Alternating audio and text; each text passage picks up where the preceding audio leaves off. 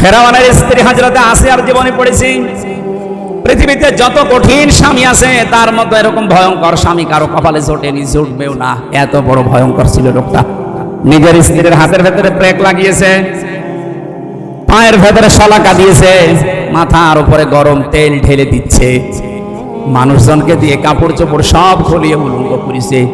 পৃথিবীর কোন স্বামী তার স্ত্রীর সাথে আচরণ করেছে আমি শুনি নাই, পড়িও নাই।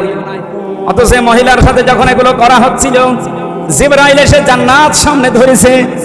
উনি তো বলতে পারতো ঠিক আছে আমি জান্নাতি চাই, বলেননি।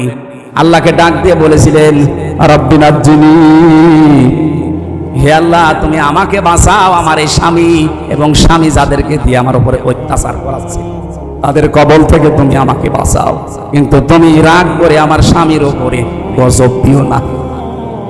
নরসিংহের মা বোনেরা, কত বড় ভয়ঙ্কর অবস্থায় আছে আপনি একটু নিজেকে দাঁড় করান ওই জায়গায়। এত বড় কঠিন অবস্থায় থাকার পরেও শুধু নিজেকে বাঁচানোর আহ্বান জানিয়েছিলেন, মাবুদ তুমি আমাকে বাঁচাও, কিন্তু আমার স্বামীর উপরে তুমি গজব দিও না। আর আপনি একটা সাবান কম হলে বরদোয়া দেন, আপনি মানুষ,